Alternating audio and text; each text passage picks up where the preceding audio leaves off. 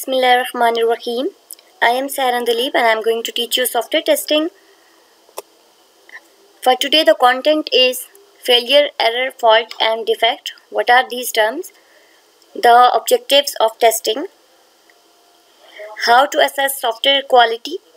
So we have certain activities for software quality assessment. What is a test case? Testing activities, the level for the testing, the difference between verification and validation that comes under the scope of V model, and then white box testing and black box testing, and what is the difference between both of them.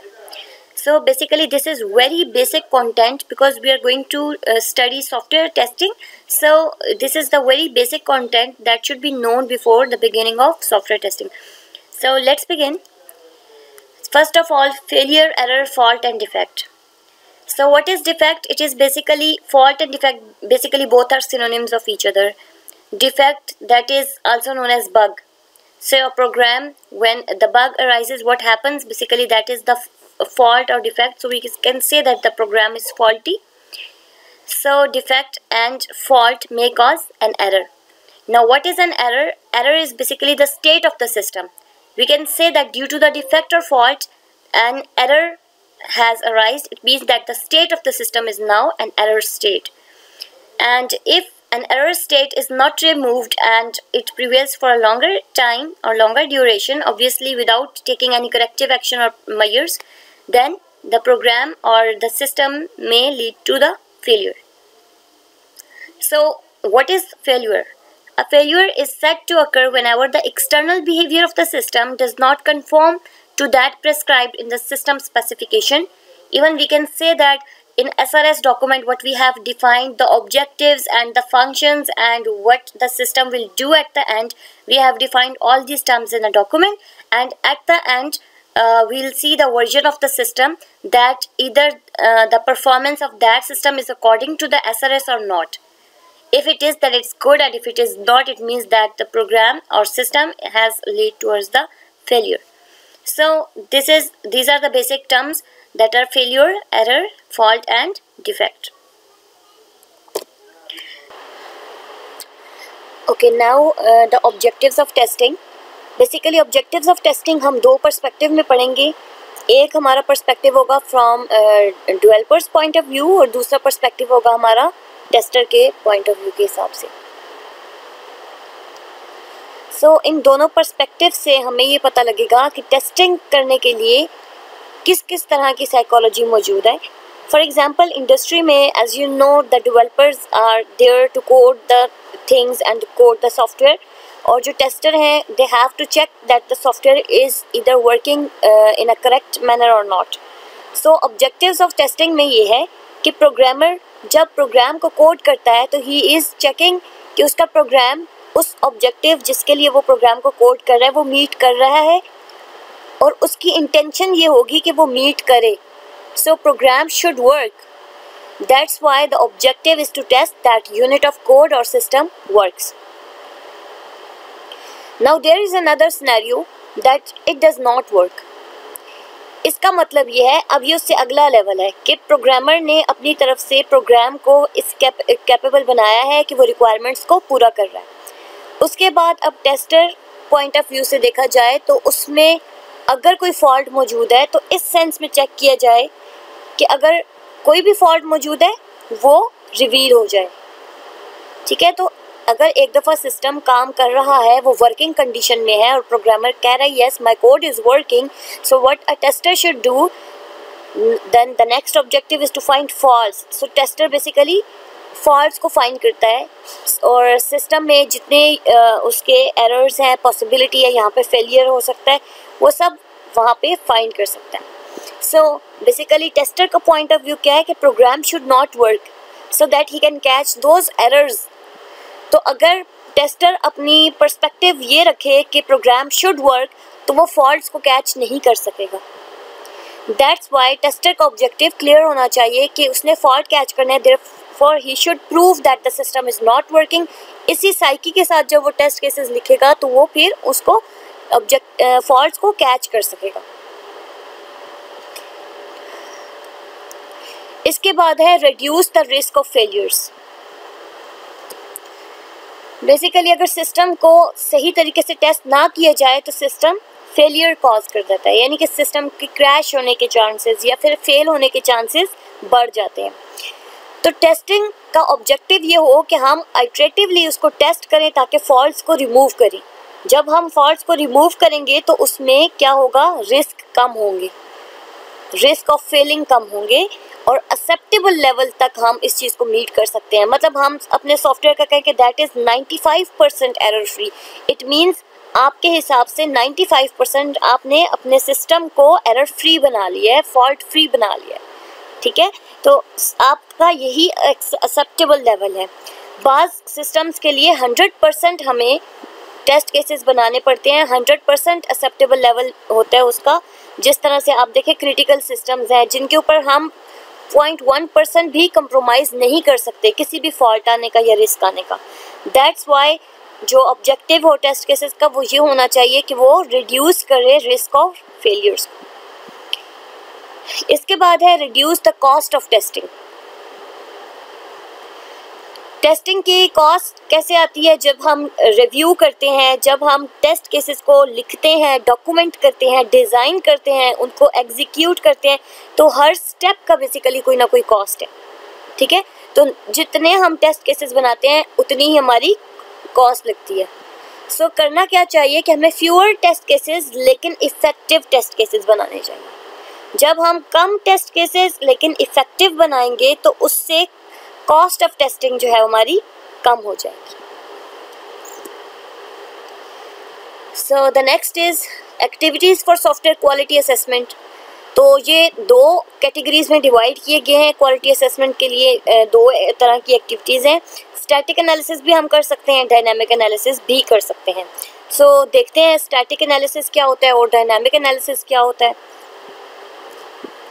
Static analysis क्या है कि हम documents को, requirement document जैसे कि आपका SRS है, software model, design document है आपका, या सोर्स कोड है, लेकिन हर चीज़ को एग्जामिन कर रहे हैं या फिर हम उसको रिव्यू कर रहे हैं, ठीक है। हमारे पास जो डॉक्यूमेंट या जो आर्टिफैक्ट अवेलेबल है हम उस आर्टिफैक्ट को रिव्यू करते हैं, उसे एग्जामिन या इंस्पेक्ट करते हैं। So that is basically static analysis. Now static analysis में कोड रिव्यू शामिल है, इंस्पेक्शन, वॉक थ्रू, एल्गोरिदम का एनालिसिस शामिल है। आप ड्राई रन जैसे करते हो, when that comes in static analysis. And proof of correctness के आपके जो टेस्ट्स हैं या जो आपने उसको एग्जामिन किया that is right, and the proof of that thing is proof of correctness. Now the last point is very important, that it does not involve actual execution of the code under development. So basically static analysis है, that's why actual execution of the code is not involved. हम code को actually execute करके in the real environment test नहीं करते। हम सिर्फ क्या कर रहे हैं, कोड को या तो रिव्यू कर रहे हैं, रिक्वायरमेंट्स डॉक्यूमेंट चेक कर रहे हैं, लेकिन we are examining it, inspecting it, reviewing it, but we are not executing the code in certain compiler or in a real environment you can say. So हम code को execute नहीं करते। जबकि अगर हम डायनामिक एनालिसिस की बात करें तो इसमें क्या होता है, important is that actual program execution involve है। इसमें प्रोग्राम को जब एक्चुअली एग्जीक्यूट करेंगे तो उसमें हमें पॉसिबल फेलियर्स पता लगेंगे कि क्या क्या आ सकते हैं। Behavioural and performance properties of the programmer also observed, कि हमारा प्रोग्राम सर्टन इनपुट पे कैसा बिहेव करता है, तो ये भी हमें पता लग जाएगा। Programs are executed with both typical and carefully chosen input values. So हमें input values ऐसी तरतीब देनी है जो हमारे पॉजिटिवली भी सिनेरियो को कवर करती हो, नेगेटिवली भी। फॉर एग्जांपल एक प्रोग्राम है जो इवन को चेक करता है कि वो इवन है या नहीं। सो अगर हमने उसे टेस्ट करना है कि नंबर जो है आप दे रहे हैं इंटीजर वैल्यू वो इवन है या नहीं, तो हमें सिर्फ इवन वैल्यूज़ पे नहीं टेस्ट करना कि वो इवन ही आंसर देता रहे, हमें ऑड पे भी टेस्ट करना है, हमें ज़ीरो पे भी टेस्ट करना है। सो बेसिकली सब पॉजिटिव नेगेटिव सिनेरियोज जो है वो कवर होंगे। So this was your static and dynamic analysis. Now comes the test case. So test case है क्या? अगर हम सिंपल टर्म्स में बात करें तो टेस्ट केस क्या है? Simple pair of input and expected outcome. Simple pair of input and expected outcome. Input value जो हम किसी भी मेथड को या किसी भी फंक्शन को देते हैं, उसके बाद हम उससे एक्सपेक्ट करते हैं कि कोई आउटपुट रिवील होगी। तो एक्सपेक्टेड आउटकम जो हमारे माइंड में है, जैसे स्क्वायर का मेथड है लेट्स सपोज, तो अगर हम 3 एंटर कर रहे हैं एज अ इनपुट, तो हमारे माइंड में क्या है कि एक्सपेक्टेड आउटकम हमारा क्या है, दैट शुड बी 9। ठीक है, 3 का स्क्वायर 9, तो एक्सपेक्टेड आउटकम आपका 9 है। यही आपका एक सिंपल टेस्ट केस है। अब इस टेस्ट केस को जब आप एग्जीक्यूट करेंगे तो आपके पास एक्चुअल आउटकम आएगा। Test cases are not that simple. A test case may consist of sequence of input expected outcome. So simple ये नहीं है कि आपने इनपुट दी, एक्सपेक्टेड आउटकम देख ली। इनपुट और एक्सपेक्टेड आउटकम की हिस्ट्री भी देखते जाएं, क्योंकि हो सकता है कि जो आप टेस्ट केस कर रहे हैं वो हिस्ट्री डिपेंडेंट आप कह सकते हैं हो। ठीक है, मतलब आप नेक्स्ट टेस्ट केस रन कर रहे हैं तो उसकी जो एक्सपेक्टेड आउटकम है वो नेक्स्ट की इनपुट हो सकती है, या उसकी इनपुट पे डिपेंड कर रहा हो अगला test case. So history dependent हो सकती है। सो इसलिए हम ये नहीं कह सकते कि test case is simply the pair of input and expected outcome. It can be sequence of the pairs of input and expected outcome. So test case क्या होता है, इसके लिए भी आपका लेक्चर है जो नेक्स्ट आएगा, तो मैं आपको बताऊंगी कि टेस्ट केस किस तरह से लिखते हैं, मैनुअल टेस्ट केसेस कैसे लिखते हैं, ऑटोमेटेड टेस्ट केसेस क्या होते हैं और उनको कैसे लिखते हैं। फिलहाल तक आपको ये ज़रूर पता होना चाहिए कि टेस्ट केस होता क्या है। That is the simple pair of input and expected outcome. Now testing activities, अगर हम कोई टेस्ट केस बनाना चाह रहे हैं या उसको कुछ एग्जीक्यूट करके देखना चाह रहे हैं तो तरीकाकार क्या होगा, टेस्टिंग एक्टिविटीज़ क्या हैं। सो बेसिकली अगर आप यहाँ पे देखें, compute expected outcome for the selected input, तो आपने कोई इनपुट ली है जो कि यहाँ पे भी पास कर रहे हैं सिलेक्टेड इनपुट और यहाँ पे भी पास कर रहे हैं सिलेक्टेड इनपुट। सो बेसिकली जो आपकी एक्सपेक्टेड इनपुट है आप दे रहे हैं और एक्सपेक्टेड आउटकम उससे मेजर कर रहे हैं, वो आप इनपुट यहाँ पे एंटर कर रहे हैं, प्लस इसके बाद सिलेक्टेड इनपुट प्रोग्राम के अंदर भी एंटर कर रहे हैं।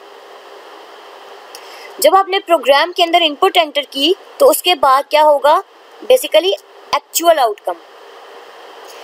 यहाँ पर आपका प्रोग्राम जब एग्जीक्यूट होगा तो दिस इज डायनामिक एनालिसिस, आपने अभी पढ़ा, तो ये एक्चुअल आउटकम यहाँ पर आएगा। जबकि यहाँ पे क्या है, आप एक्सपेक्टेड आउटकम अपने जहन में रखते हैं और उसको आप नोट डाउन कर लेते हैं कि अगर हम ये इनपुट देंगे तो इसका आउटपुट ये होना चाहिए, प्रोग्राम के थ्रू आउटपुट ये होना चाहिए और एक्चुअल में एक्सपेक्टेड वैल्यू जो आपकी है वो आपकी क्या होनी चाहिए। सो यहाँ पर आपके रिजल्ट एनालिसिस हो रहा है कि प्रोग्राम जो आपको एक्चुअल आउटकम दे रहा है एग्जीक्यूट होके, क्या वो आपकी एक्सपेक्टेशन के मुताबिक है, क्या वो आपकी एक्सपेक्टेड आउटकम के अकॉर्डिंग है। इफ़ यस देन कोई वर्डिक्ट असाइन करना है ना, तो वर्डिक्ट का मतलब है आप ट्रू असाइन करेंगे या फॉल्स, आप पास असाइन करेंगे या फेल। सो रिजल्ट एनालिसिस में अगर एक्चुअल आउटकम आपकी एक्सपेक्टेड आउटकम से इक्वल आ जाता है तो फिर आपने यहाँ पर ट्रू या पास लिखना है, वर्डिक्ट आपका क्या होगा, पास। सिमिलरली अगर वो अनइक्वल है तो आपका वर्डिक्ट क्या हो जाएगा, फेल। सो इस तरीके से आपका ये टेस्टिंग एक्टिविटी होगी। प्रोग्राम के अंदर अगर कोई मिस्टेक है तो ऑब्वियसली जो एक्चुअल आउटकम होगा वो आपकी एक्सपेक्टेशन के अकॉर्डिंगली नहीं आ सकता। That's why the program should be right. तो एक्चुअल आउटकम जब फेल हो, एक्चुअल आउटकम जब आपका according to the expected outcome नहीं आएगा और वर्डिक्ट आपका फेल हो जाएगा, तो इसका मतलब है प्रोग्राम के अंदर कोई मिस्टेक मौजूद है और उस मिस्टेक को आप या उस फॉल्ट को आप कैच करना आपके लिए इजी है। So there list of activities are to identify the objective to be tested, for which objective you need that test case, then you have to select the input values, compute the expected outcome, then you have to set the execution environment. You have to make an execution environment of the program. So program is basically executed in certain environment, then you have to execute that program in that environment and then analyze the final result, either the expected outcome is equivalent to the actual outcome or not. If yes, they are equal, it means that verdict should be pass, otherwise it will be fail.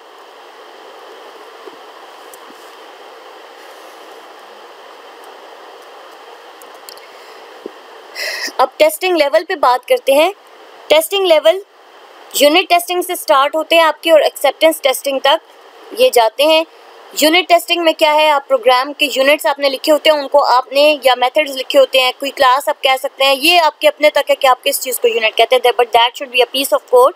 सो कोई भी individual programme unit है, आप उसको test करते हैं, that is unit testing. ठीक है, और बाज़ दफ़ा इसी यूनिट को आप मॉड्यूल भी कंसिडर कर सकते हैं। सो यूनिट टेस्टिंग, जब आप उस यूनिट को टेस्ट करेंगे in isolation, that is unit testing. And when there are certain modules and you want to integrate them, basically that is integration testing. So modules are assembled to construct larger subsystem and tested. तो modules जो individual units है यानी उनको assemble कर दिया जाता है ताकि वो एक सब सिस्टम बन जाए, तो फिर उसको टेस्ट किया जाए, तो आपके पास क्या है, इंटीग्रेशन टेस्टिंग है। फॉर एग्जाम्पल यहाँ पर आपके पास क्या है, कोई आपके पास A एक यूनिट है, सिमिलरली आपके पास यहाँ पर क्या है, B एक यूनिट है। सो बेसिकली आपने A यूनिट को जब टेस्ट किया है, it means individually A test हो चुका है। सिमिलरली आपने B यूनिट को टेस्ट किया, it means individually B unit भी टेस्ट हो चुका है। लेकिन जब दोनों मॉड्यूल्स को you combine both the modules और integrate both the modules, it means A और B अब साथ मिलके काम कर रहे हैं। सो A इटसेल्फ इंडिपेंडेंट इन्वायरमेंट में ठीक काम कर रहा था, B भी इंडिपेंडेंट इन्वायरमेंट में ठीक काम कर रहा था। Now this portion is basically needed for integration, right. So हमें क्या देखना है कि क्या इन दोनों की इंटरफेसेस ठीक काम कर रही हैं, एक दूसरे को जो ये वैल्यूज पास कर रहे हैं, दैट आर राइट और not, and there are other things as well, we will discuss them later, but this is the integration testing. अब इसके साथ इसी तरीके से हम C मॉड्यूल भी अटैच कर दें और D भी अटैच कर लें। सो जितने मॉड्यूल्स हम अटैच करते जाएंगे, basically we are going towards the system. So जब सारे मॉड्यूल्स कवर हो जाते हैं तो उसमें आपके पास सिस्टम बन जाता है। सिस्टम को अब फंक्शनैलिटी वाइज टेस्ट करते हैं, उसकी लोड, उसके परफॉर्मेंस की बात कर लें, आप उसके नॉन फंक्शनल रिक्वायरमेंट्स की भी बात कर लें, तो that is system testing. Acceptance testing की बात करें तो क्या है, एक्सेप्टेंस टेस्टिंग मींस कि कस्टमर की एक्सपेक्टेशन के अकॉर्डिंग सिस्टम है या नहीं। सो हम रिक्वायरमेंट्स के अकॉर्डिंग बेसिकली उसको टेस्ट करते हैं। तो ये दो तरह की एक्सेप्टेंस टेस्टिंग है, यूज़र एक्सेप्टेंस टेस्टिंग भी है और बिजनेस एक्सेप्टेंस टेस्टिंग भी है। सो यूज़र एक्सेप्टेंस टेस्टिंग की अगर बात करें तो यूज़र की जो रिक्वायरमेंट थी और कॉन्ट्रेक्चुअली जो आपके पास अवेलेबल थी कॉन्ट्रैक्ट में, वो आपका एक्सेप्टेंस क्राइटेरिया है। यूज़र टेस्ट करेंगे उस चीज़ को कि उनका कॉन्ट्रैक्ट मीट हुआ है या नहीं, उनकी जो मेजर फंक्शनैलिटीज़ थी और जो ऑब्जेक्टिव था वो मीट हुआ है या नहीं, तो that is user acceptance testing. लेकिन उससे पहले बिजनेस एक्सेप्टेंस टेस्टिंग लाजमी है। तो बिजनेस एक्सेप्टेंस टेस्टिंग क्या है कि सिस्टम को इस तरीके से टेस्ट कर दिया जाए पहले ही, ताकि वो इवेंचुअली यूज़र एक्सेप्टेंस टेस्टिंग को पास कर सके। सो पहले आप बिजनेस एक्सेप्टेंस टेस्टिंग करते हैं, वो टीम आपकी होती है जो क्वालिटी टेस्ट करती है। वो बिजनेस एक्सेप्टेंस टेस्टिंग जब हो जाती है, उसके बाद जब यूज़र को दे दिया जाता है वो सिस्टम, तो वो यूज़र एक्सेप्टेंस टेस्टिंग करते हैं। Now verification versus validation, this should be actually discussed under the term V model. So हम generally इसको पहले देखते हैं वेरिफिकेशन क्या है। Verification is evaluation of software system that helps in determining whether the product of a given development phase satisfy the requirement established before the start of that phase. Her phase के start होने से पहले कुछ objective meet होते हैं। For example आपने phases आपको पता है कौन सी हैं, कि हम सबसे पहले रिक्वायरमेंट्स गैदर करते हैं, then we go to the design, उसके बाद हम कोड करते हैं, उसके बाद हम टेस्ट करते हैं। सो ये सब कुछ हो रहा होता है। तो जब हम किसी भी फेज़ की बात करते हैं तो फेज़ से पहले कुछ ऑब्जेक्टिव सेट करते हैं। वो ऑब्जेक्टिव सेट करने के बाद हम उस फेज़ से गुजरते हैं और फेज़ से बाहर आ जाते हैं। अब जब हम उस करंट फेज़ से बाहर आए हैं तो हम ये देख लें कि जो रिक्वायरमेंट्स हमने इससे पहले सेट की थी उस फेज़ से पहले, वो मीट हुई हैं या नहीं। तो जब हम ये देखेंगे तो इसका मतलब है वी आर वेरीफाइंग, ठीक है। तो दिस इज़ वेरिफिकेशन कि हम प्रोडक्ट करेक्टली बना रहे हैं कि नहीं, यानी हम सही डायरेक्शन में जा रहे हैं कि नहीं। और इसी से आप देखिए वैलिडेशन क्या हो जाएगी कि जब हम स्टार्ट ऑफ द प्रोडक्ट बनाने में उससे सबसे पहले रिक्वायरमेंट्स के वक्त हम कुछ चीज़ें फिक्स कर देते हैं, एम सेट कर देते हैं, रिक्वायरमेंट्स फिक्स कर देते हैं। उसके बाद जब हम प्रोडक्ट बनाते हैं तो हम ये देखते हैं कि जिस पर्पस के लिए हम बना रहे हैं दैट इज़ कीपिंग और not. So evaluation of software system that help in determining whether the product meets its intended use. It means building the correct product. So basically validation क्या है कि हम जो रिक्वायरमेंट्स के अकॉर्डिंग जो चीज़ बना रहे हैं वो जिस भी फेज़ को आप according to the requirements test करेंगे या एंड ऑफ द या प्रोडक्ट बन जाएगा एंड ऑफ द डेवलपमेंट आप टेस्ट करते हैं कि वो रिक्वायरमेंट्स के अकॉर्डिंग है या नहीं, यूज़र एक्सेप्टेंस टेस्टिंग जैसे होगी, तो बेसिकली यू आर वैलिडेटिंग। ठीक है, तो इसको हम वी मॉडल से भी देख लेते हैं। वी मॉडल में आप देख लें कि आप जब हाई लेवल डिज़ाइन है और आप इसको सिस्टम टेस्टिंग कर रहे हैं तो this is verification. Similarly integration testing detail design के अगेंस्ट होती है, this is verification. Similarly unit testing against the coding होगी, दिस इज़ वेरिफिकेशन। लेकिन जो भी स्टेप आपका रिक्वायरमेंट्स के हिसाब से देखा जा रहा है, जैसे एक्सेप्टेंस टेस्टिंग है अकॉर्डिंग टू द रिक्वायरमेंट्स हो रही है, तो हम ये देख रहे हैं कि जो हम जैसे आपने ये प्रीवियस स्लाइड में पढ़ा कि बिल्डिंग द करेक्ट प्रोडक्ट, सो हम ये देख रहे हैं कि हम करेक्ट प्रोडक्ट हमने बनाया है कि नहीं। तो उसमें आपकी रिक्वायरमेंट्स मेन चीज़ है। जब भी आप रिक्वायरमेंट्स के अकॉर्डिंग चेक करेंगे दैट इज़ वैलिडेशन।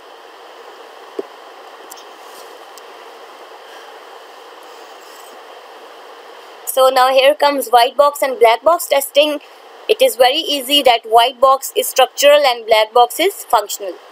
ठीक है, तो हम अगर हम यूनिट को ओपन करके उसके स्ट्रक्चर की टेस्टिंग करते हैं वाइट बॉक्स में आता है। लेकिन अगर हम देख रहे हैं कि इस ऑब्जेक्टिव को ये ऑब्जेक्टिव मीट हो रहा है या नहीं, तो फंक्शनल टेस्टिंग कर रहे हैं।